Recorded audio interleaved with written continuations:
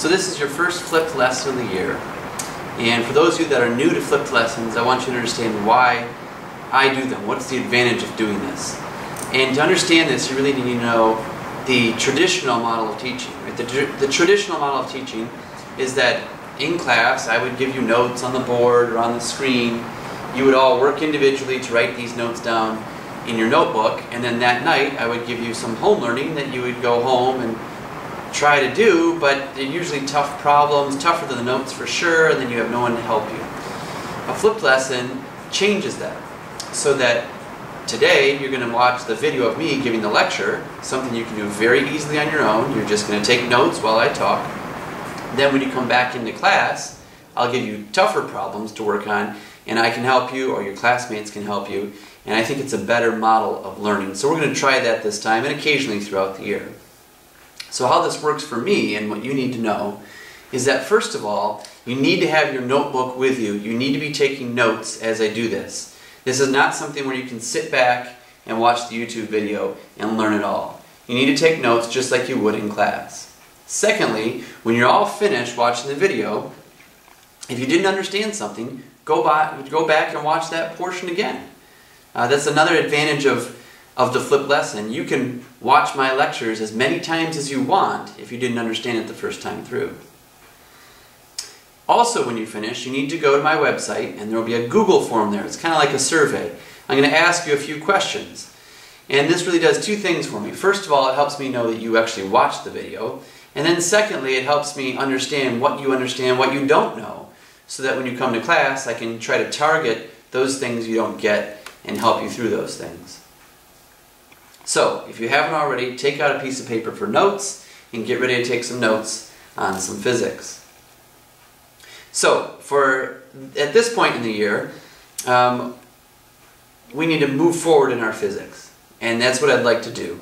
And I'm going to start with a familiar demonstration. So you've seen this in class a few times. I've got my keys, and I'm just going to drop them.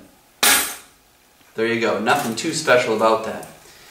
And the last time we talked, you saw that, and we've seen this a couple times in class, that when these keys fall, we know that they display accelerator motion. In fact, we know the rate at which they accelerate. On Earth, they accelerate at a rate of negative 9.8 meters per second squared. And remember, that negative just gives me the direction. So it's 9.8 meters per second squared down. That's the rate that they fall at. That's their acceleration as they're falling. They are accelerators. Well, what else do we know about the keys? I mean, physics doesn't just stop at finding the acceleration. What else can we know?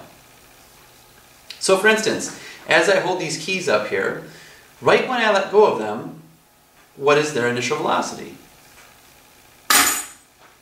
In fact, we know that their initial velocity is 0. How do we know that the initial velocity of the keys is 0? That's something I'm going to ask you on the Google form. Try to figure that out. How do you know that when I let go of these keys,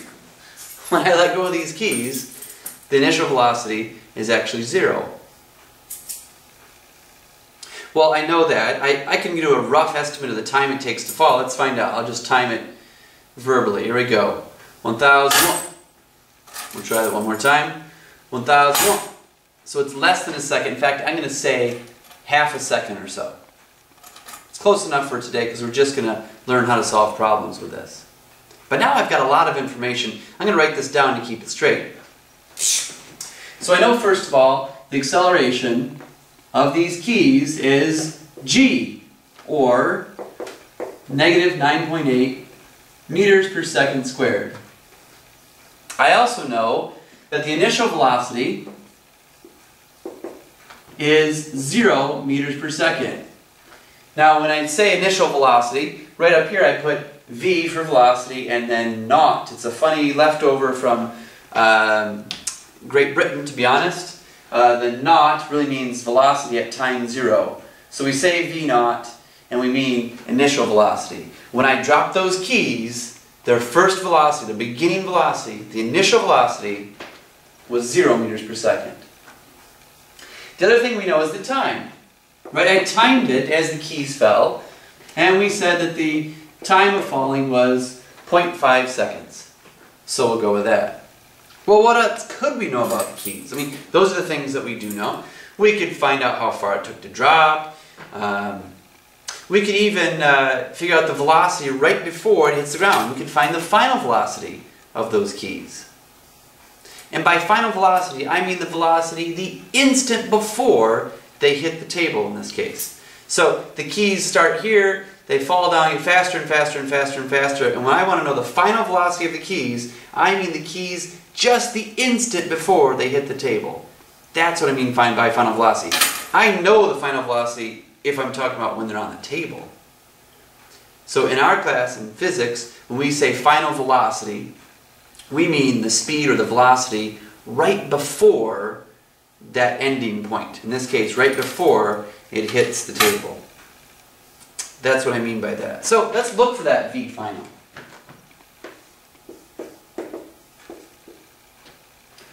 We're going to look for that and try to find it together. Now, as interesting as this is, what I really want to use this for is to teach you the method for solving problems in physics. And I'm going to teach you this method, and I'm going to tell you right now, some of you are not going to want to do it because it takes extra time. But I promise you, if you use this method every single time you solve a problem, you will be more successful than if you don't use it. So follow these steps as you solve a problem. The first step to solving a physics problem is always draw a picture of the situation.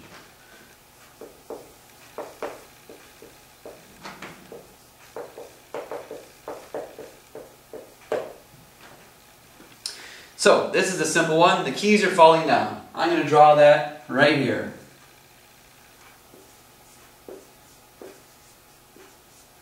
The keys don't have to be good. Your picture does not have to be good. You can tell mine isn't. The keys are falling down to the table, and so there's my picture. Nothing more complex than that. Step 2. Whenever you're solving a physics problem, the next step that you always take is write down the givens. Write down what you know.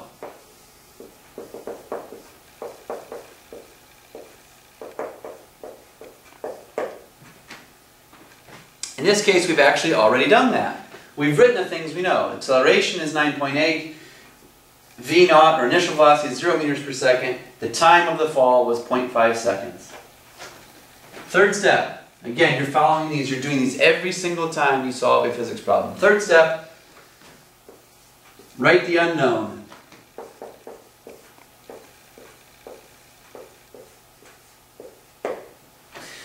And again, I've already done this for you. So here it is. V final is what we're looking for. So V final equals question mark. And I'll tell you, I've been doing this method. I still use this method. And I've been doing physics for a long time, close to 20 years now. I still use this method. And I think you should too. The fourth step.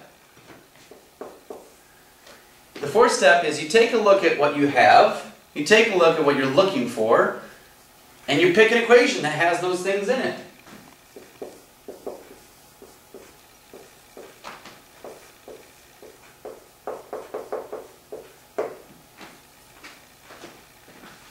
So for us, we only have two options at this point.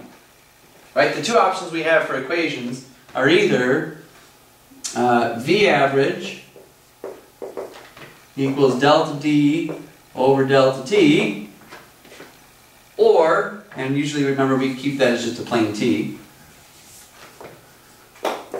or A average equals delta V over T. So which one of those are we going to use? Well, in this case, you see, I've got nothing about displacement up here, so that seems to me like that's not the one to use. Then let's see, I've got acceleration, maybe that'll work. Change in velocity, well, I've got two different V's. Maybe that works. I've got a time, so this seems like it's the best one, and since we only have two equations at this point in the year, you know that that's the equation we're going to use. Fifth step. This is where you plug and chug. Okay, so you plug numbers in to this equation that you've chosen. Now, the accelerator average, is that the same thing in this case as g? Well, you tell me. Right, on the way down, is the acceleration negative 9.8 all the way through that fall? And the answer, of course, as you know, is yes. It's always negative 9.8 throughout that fall. That's the acceleration. The velocity is not the same. That changes. It goes from 0 to some higher value. But the acceleration is the same throughout. So I can plug in a negative 9.8 meters per second squared there. Now, what about change in velocity? What is that? I've got two different v's. Which one do you use? Well, I think you know that change in velocity is just the final minus the initial. You learned that last year. And then the time, we're going to plug in as well. We know that. It's 0.5 seconds. So if I keep going here, we've got negative 9.8 meters per second squared equals v final. I'm looking for that. I'm going to leave it as a v final. And my suggestion to you, I know that many of you will want to turn that into an x. Just leave it as the letter that you're solving for. It'll make things less confusing for you. And it's still a letter, just like x. So you solve it the same way you would solve for an x. V initial is 0 meters per second. And the time is 0.5 seconds. Now we can do some algebra here and figure this out. You know to solve for this, you multiply both sides by 0.5. So if I do that here, I get negative 4.9 meters per second. And that gives me V final minus, well, that's 0, so I'm just going to leave that off. There's my V final. The final velocity is negative 4.9 meters per second. That leads me to step 6. Don't forget this step. Check your answer.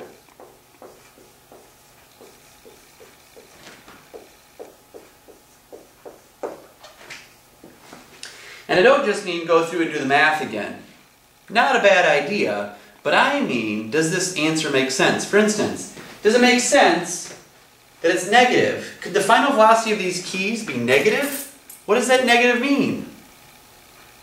I'm going to ask you that on the Google form. Does that negative make sense? 4.9, does that make sense? Does the number make sense? Does it make sense that it might be going almost 5 meters per second when it's the table? I think it seems reasonable. It's not 0.005 meters per second. That would be way too slow. It's not 500 meters per second. I mean, it's not going 500 meters in 1 second. That doesn't make any sense. But this seems reasonable. And then make sure you have units on your answer. Without units, it doesn't mean anything.